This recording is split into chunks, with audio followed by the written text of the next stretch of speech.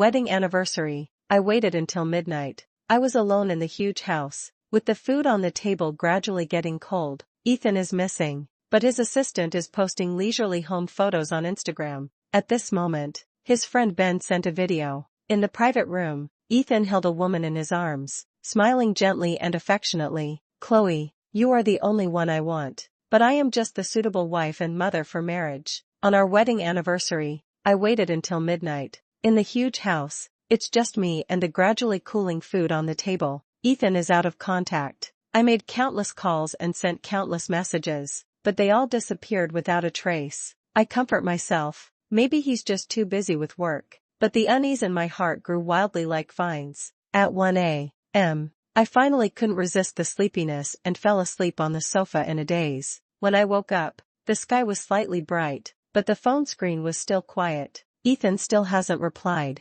I opened his assistant's Instagram as if possessed. The latest update was posted half an hour ago. A casual home photo of watching a drama, captioned "Rare break." Break? Then what about Ethan? He said he had to work overtime last night, but his assistant was resting at home? A sense of foreboding gripped me. I suppressed the churning doubts and told myself, maybe it's another project. Maybe Ethan had something come up. He loves me. He wouldn't lie to me. Just then, my phone dinged and a new message popped up. Ben, a friend of Ethan's. My heart sank. No text, just a video. My fingers trembled slightly as I clicked it open. The picture was shaky and the background was noisy, like it was in a KTV room. Ethan sat in the middle of the crowd, holding a glass of wine, with a hint of drunkenness on his face. Someone jeered and asked him, "Ethan, your wife Ava is so good. Why have we never heard you mention your first love, Chloe?" Ethan laughed, with a kind of laziness and casualness I had never seen before.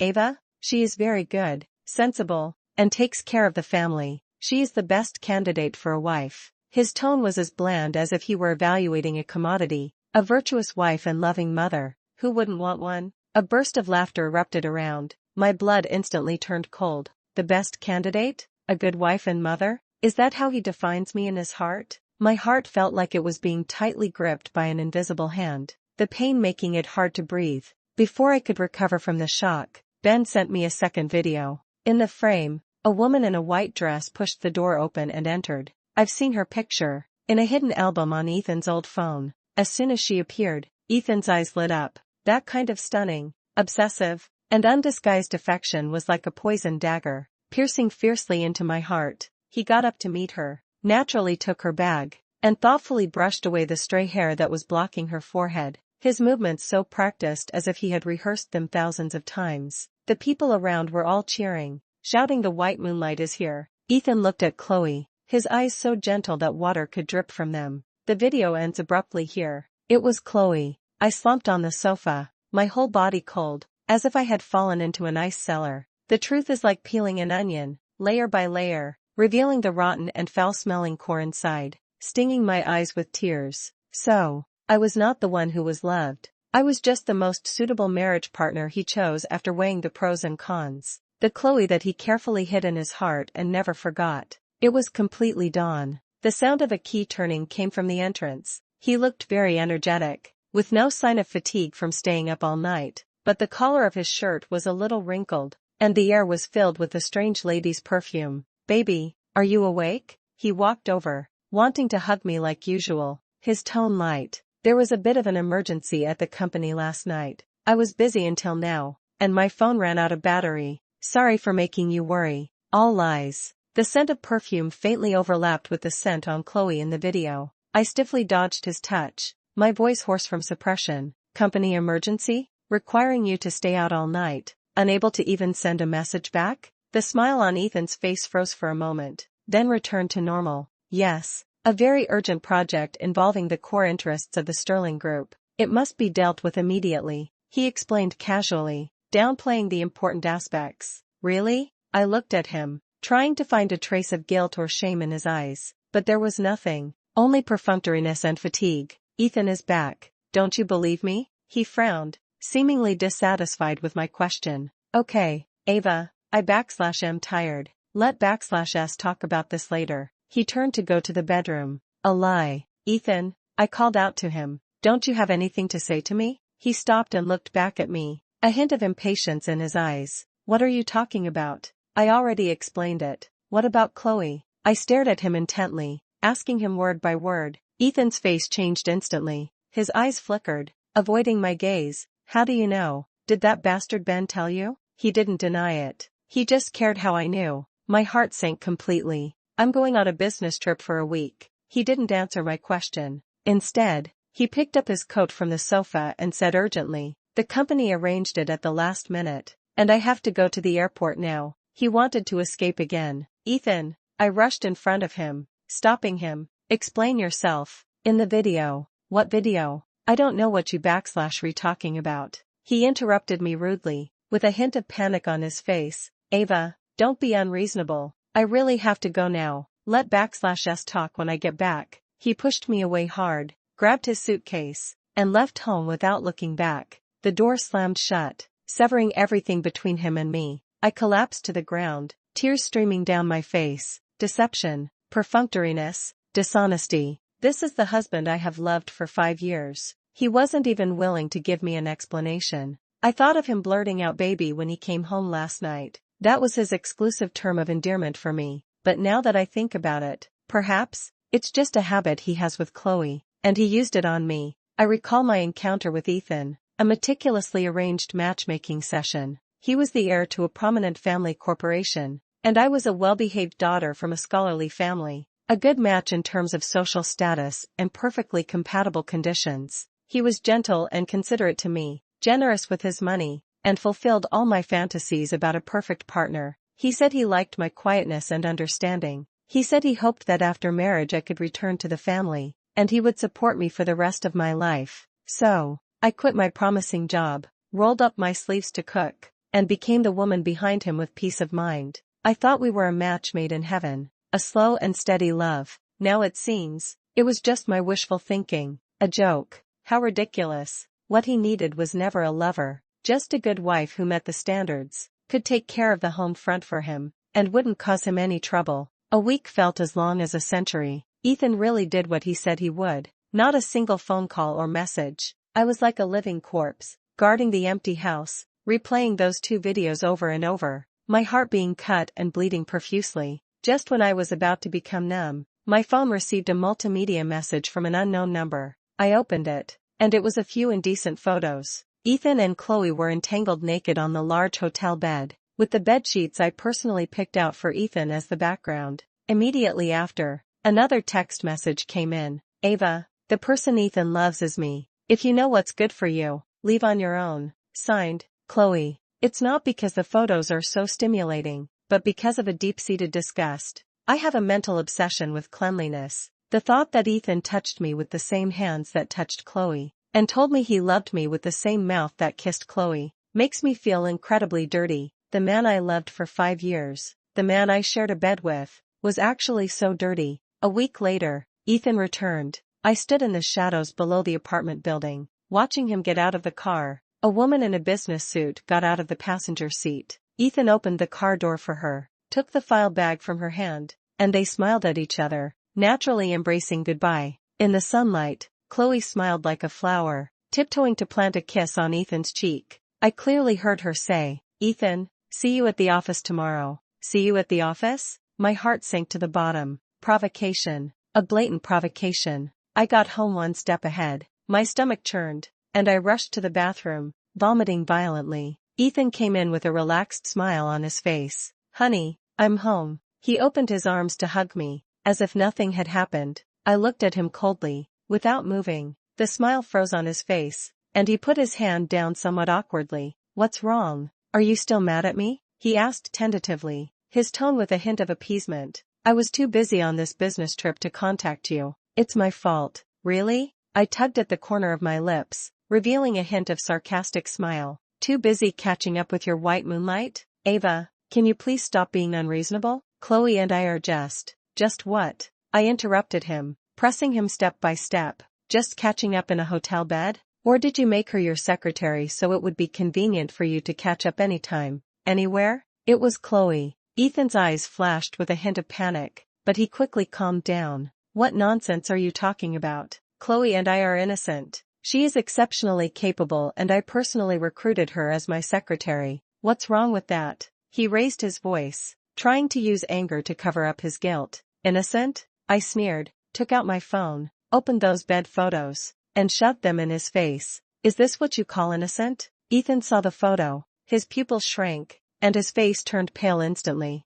He looked at me in disbelief, his lips moving, unable to speak for a long time. The evidence was conclusive, and he could no longer quibble. It was an accident. He finally found his voice, but his tone was weak and powerless. I drank too much that night and lost control after drinking. Ava, you have to believe me, that wasn't my intention. Surprise? I repeated these 2 words, feeling incredibly sarcastic. One accident is enough for her to enter your house and become your secretary?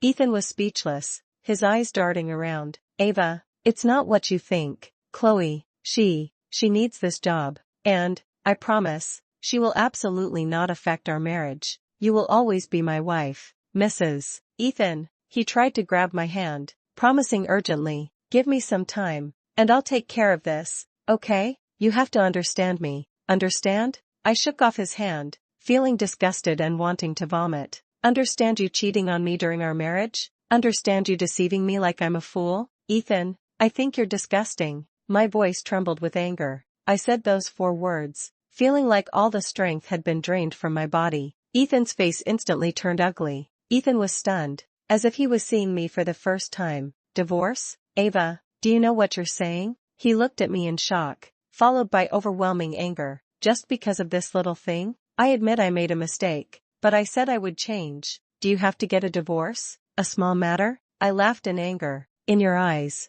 cheating, lying, bringing your mistress around, these are all small matters? Chloe won't threaten your position. He stubbornly emphasized. You are still Mrs. Ethan, possessing everything you should have. I don't care about being Mrs. Ethan, I roared. I care about whether my husband loves only me. I care about whether he is loyal to me. And you, Ethan, you are not worthy. I turned around and went back to the room, took out the divorce agreement I had prepared long ago, and threw it in front of him. Ethan looked at the divorce agreement, his face ashen, and tore it to shreds. I don't agree, he growled. Ava, don't force me. Force you? I looked at the scattered pieces on the ground, my heart filled with despair. You are the one forcing me. We fell into a cold war. He slept in the guest room, and I slept in the master bedroom, living under the same roof, yet like strangers. Just then, Ethan's parents, my parents-in-law, returned from their trip around the world. They knew nothing about what had happened between Ethan and me. Let's get divorced. In front of them, we had to play the part of a loving couple. At the dinner table, my mother-in-law took my hand and said with a smile, Ava, you've been married for 5 years now. It's time to consider having a child. Your father and I are still waiting to hold our grandson. Ethan chimed in, Mom, we're trying. Looking at his fake smile, my stomach churned. In the evening, as requested by my parents-in-law, Ethan moved back to the master bedroom. In the dead of night, he tried to get close to me, his hands becoming unruly. I pushed him away abruptly, my eyes filled with disgust. Ethan's face instantly darkened, and a hint of hurt and anger flashed in his eyes. Sign it, Ava. Have you made enough trouble? The name jumping on the screen was Chloe. Ethan answered the phone almost immediately, his tone instantly softening. Hello, Chloe? What's wrong? Don't cry. Take your time. Okay, I'll be right there. He hung up the phone, didn't even look at me, grabbed his coat and hurriedly left the old house. Watching his back as he left without hesitation, my heart turned completely cold. That night, I didn't stay at the old house. I packed my luggage overnight and moved to a nearby hotel. The next day, I printed a new divorce agreement and express mailed it to Ethan's company. He refused to accept it. For the next month, I sent him a divorce agreement every day. He refused to accept it every day, and occasionally sent me messages, softening his tone, trying to reconcile, but I didn't reply to a single one. My heart is dead. My father-in-law's 70th birthday banquet was held at the family estate. As the eldest daughter-in-law, I had to attend. I forced myself to be energetic and dealt with all sorts of relatives. Don't touch me. In the middle of the banquet, I excused myself to get some air and came to the pool. Unexpectedly, bad luck would have it, I ran into Chloe. Just then, his phone rang. She was wearing a sexy dress, arm in arm with a man I didn't recognize, laughing heartily. When she saw me, a hint of triumphant provocation flashed in her eyes. She walked up to me and feigned surprise, saying, "Oh, Sister Ava, you're here too? I thought you and Ethan." She stopped short, her smile ambiguous. "Oh, right. I forgot to tell you. Uncle and Aunt don't seem to like me very much." She leaned closer to me, lowered her voice, but her tone was boastful. "They dislike my background and think I used to be not very clean, but Ethan doesn't care. He says he loves me as I am now, so what?" I looked at her coldly. "If they don't like you, you'll never be able to enter this house." Chloe's expression changed slightly, then she smiled again. "What does it matter if I'm married to him or not? As long as Ethan's heart is with me, that's enough." She took out her phone, opened the album, and showed the bed photos I had received before. "Look how much Ethan loves me." I watched her clumsy performance with a blank expression. "Are you done? If you're done, please move aside." Seeing that I was unmoved, a flash of annoyance crossed Chloe's eyes. She suddenly grabbed my arm and pulled hard. "Ah," she exclaimed, falling backward and splashing into the pool. "Help!" Ava pushed me. She struggled in the water, calling for help. I stood by the pool, my whole body cold. I have a phobia of water. I almost drowned as a child. Watching Chloe splashing in the water, I subconsciously took a step back. "Chloe!" A cry of anxiety came. Ethan pushed through the crowd and rushed to the pool, jumping in without hesitation and holding Chloe tightly in his arms. He didn't even look at me. At that moment, I clearly heard the sound of my heart breaking. The last trace of attachment has also disappeared. Ethan carried the soaked Chloe ashore, wrapped her in a towel, his movements gentle and full of heartache. Chloe snuggled in his arms, shivering, on the verge of tears. "Ethan, I'm so scared. I don't know why Sister Ava pushed me." Ethan suddenly raised his head, his sharp gaze shot towards me, full of anger and disappointment. "Ava, why did you do that?" "Apologize to Chloe." He accused me indiscriminately. The surrounding guests pointed and whispered, gossiping about it. I looked at him and only felt it was incredibly laughable. "I didn't push her," I said calmly. "She fell down by herself." "You're still trying to argue," Ethan roared, "with so many people watching. You still want to lie? Then check the surveillance footage." I met his gaze, unafraid. "The surveillance footage will prove my innocence." Ethan's eyes flickered. I knew he knew what was going on, but he chose to side with Chloe. "Enough," he interrupted me impatiently. "Chloe is already like this. What's wrong with you apologizing?" He stopped looking at me, carefully held Chloe, and softly comforted her. "It's okay. I'll take you away from here." He took Chloe and left in a hurry. Amidst the strange gazes of the crowd, I stood there, like a clown. Anger was building up in my chest like a volcano, almost erupting. "I won't let it go like this." Back at the hotel, I printed out all the provocative texts Chloe sent me and those bed photos. The next morning, I rushed directly to the headquarters of Sterling Group. The receptionist tried to stop me, but I pushed her away. I went straight into the president's office on the top floor. I pushed the door open with force. In the office, Ethan was sitting on the sofa, Chloe straddling his lap, and the two were kissing passionately. Hearing the noise, they separated in panic. Chloe saw me, a hint of smugness flashing in her eyes. Ethan's face turned ashen instantly. "Ava, what are you doing here?" I ignored him and raised my phone, taking pictures of the live porn scene before me. Then, like an angry lioness, I rushed towards Chloe, grabbed her hair, and started slapping her left and right. "Slut, seducing someone else's husband. Do you have any shame?" Chloe screamed and dodged, and Ethan quickly stepped forward to protect her. "Ava, you're crazy." He tried to pull me away. My eyes turned red, and I hit him too. "Get out of here. You're no better. A cheating couple." The office was a mess, with documents scattered all over the floor. Finally, the security guard rushed in and forcibly pulled me away. The farce quickly spread throughout the company. "Chloe faces the risk of being fired due to the negative impact." To protect her, Ethan sacrificed some of the company's interests to barely calm the situation. I sent him a message. "Ethan, if you don't sign the divorce agreement for one day, I'll make trouble for one day. Let's see who can outlast who." The next day, I found that all my bank cards were frozen. He did it. He wanted to use money to force me to submit. Immediately afterward, videos of me making a scene at Sterling Group started appearing online. Initially, public opinion was on my side, blaming Ethan and Chloe, but soon, the tide turned. A large number of internet water army flooded in and started digging up my dirt. They said that I married Ethan because of my family background, not out of true love. They said that after marriage, I didn't try to improve myself and only knew how to rely on men. Some people even fabricated rumors that I interfered in other people's relationships. Overnight, I went from being a victim to a scheming, hateful shrew whose misery was her own fault. Vicious comments flooded in like a tide, overwhelming me. I looked at those vile words and was on the verge of a mental breakdown. I guessed it was Ethan's doing. Only he has the ability to manipulate public opinion in such a short period of time. He not only wants to ruin my marriage, but also my life. How cruel. I mustered the last of my strength and took a taxi to the apartment where Ethan and Chloe lived together. I want to ask clearly face to face. It was Chloe who opened the door. She was wearing Ethan's shirt, leaning lazily against the doorframe, with a victor's smile on her face. "Oh, isn't this Mrs. Ethan? What brings you to my place?" she said in a frivolous tone, her eyes vicious. He didn't reply, looking at her smug face, thinking about her affair with my husband, and thinking about the slander on the internet. My stomach churned again. I covered my mouth and rushed to the nearby trash can, vomiting violently. Chloe was stunned for a moment, and then her eyes became sharp. She noticed my gesture of covering my lower abdomen, and my recent slightly haggard complexion.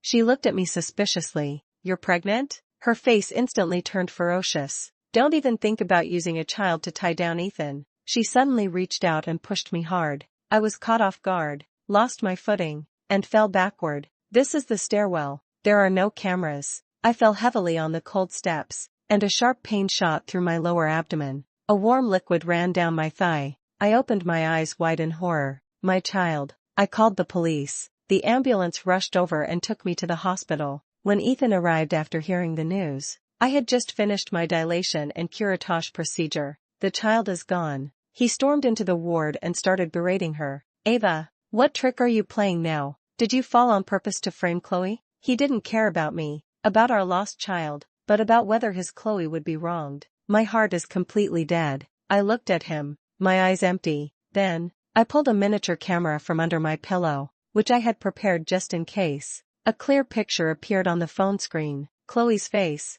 the way she pushed me, what she said, were all crystal clear. Ethan watched the video, his face pale and his lips trembling. "Now, are you still going to say I'm framing her?" I asked coldly. I grabbed the flower basket from the bedside table and smashed it hard on him. "Get out, Ethan, get out of here!" I roared at the top of my lungs. I didn't answer. I called the police again, accusing Chloe of intentional injury. The police intervened to investigate. Ethan found me and asked me to drop the charges. "Ava, I'm begging you, please let Chloe off this time." He humbled himself. "Impossible." I looked at him coldly. "As long as you drop the charges, I can compensate you." He tried to solve the problem with money. I said, "Impossible." Ethan's patience ran out, and his face darkened. "Ava, don't push me. I won't let anything happen to Chloe," he said fiercely. "I know he will use all his connections to protect Chloe, but I won't back down." While I was posting video evidence online to clear my name from the mud being slung at me,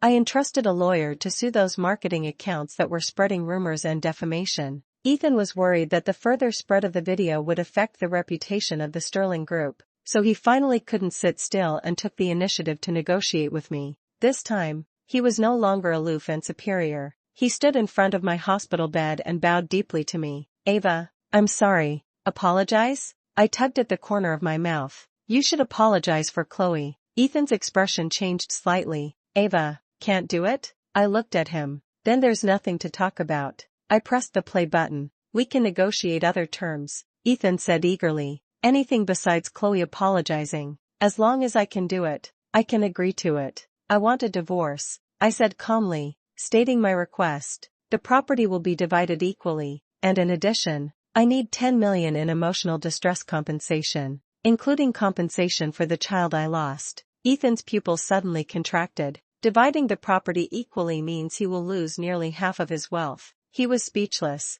Demanding 10 million as compensation is outrageous. Divorce is impossible. He refused almost immediately. "Anything else, I can agree to." "Then there's nothing to talk about." I closed my eyes and stopped looking at him. Ethan stood in the hospital room for a long time, and finally compromised. He didn't agree to a divorce, but he did agree to my other conditions. To quell public opinion, Ethan published a long article on the company's official website and his personal social media. He explained Chloe's matter, attributing it to misunderstanding and drunken indiscretion, emphasizing that I am his only legal wife, and expressing his apologies and respect to me. He also announced that he would transfer a portion of his personal assets to my name as compensation. This operation finally suppressed the turmoil for the time being. I received $10 million in compensation and was discharged from the hospital. I didn't go back to that cold home, but went directly back to Ethan's parents' old house. I told my in-laws everything,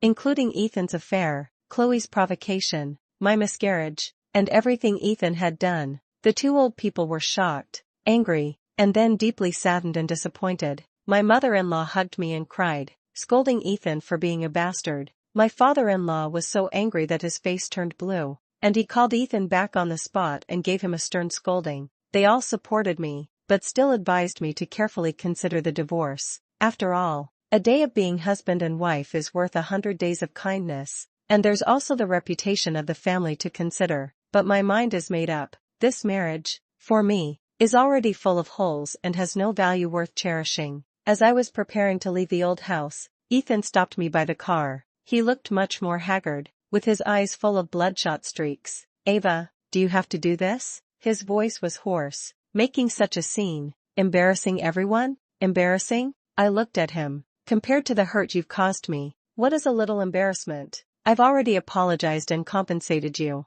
What more do you want? His tone carried a hint of impatience and accusation. Can't you just give me one chance? Opportunity? I sneered and slapped him hard. With a slap, the sound was crisp and clear. Ethan was stunned by the blow, covering his face and looking at me in disbelief. This slap is for my dead child. I looked at him, my eyes devoid of warmth. Ethan, you are too greedy. You want me, this convenient and useful /virtuous wife, to manage the home front for you, but you can't let go of your /white moonlight to provide you with emotional value. Does such a good thing exist in the world? Ethan's eyes began to panic. For the first time, I saw such complete determination in his eyes. I won't get a divorce, he stubbornly repeated. Ava, best wishes to you and your Chloe. I interrupted him, pulled open the car door and got in, with a mocking smile on my face. May you be locked together forever. The car sped away, leaving Ethan standing there, his face pale. The days of being away from Ethan weren't as difficult as I had imagined.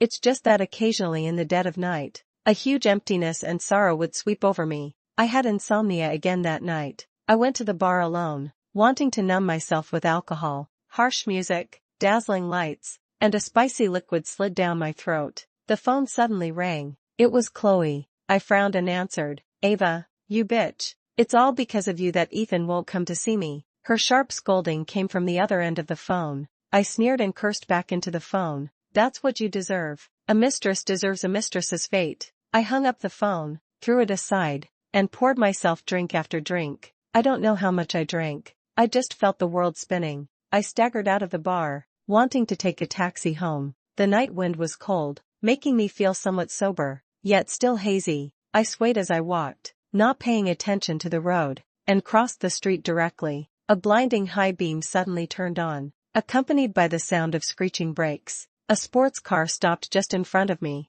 I was so scared that I sobered up for the most part and collapsed on the ground. The car door opened, and a sunny and handsome man in a white t-shirt ran out. Miss, are you okay? He asked anxiously, squatting down to check on me. My knee was scraped when I fell, and it was bleeding slightly. It's okay. I shook my head, feeling a little embarrassed. It's bleeding. Let me take you to the hospital. The man helped me up without explanation. No need. It's just a small wound. I struggled to stand steady. Then at least let me help you with your wound, he insisted, taking a first aid kit from the car and skillfully disinfecting and applying a bandage for me. His movements were gentle, and his eyes were clear. Thank you, I whispered. You're welcome, he smiled, revealing 2 small canine teeth. I'm Leo. And you? Ava. He took out his phone. Let /s add each other on social media. In case you feel unwell when you get back, you can contact me anytime. I hesitated for a moment, but still added his WhatsApp.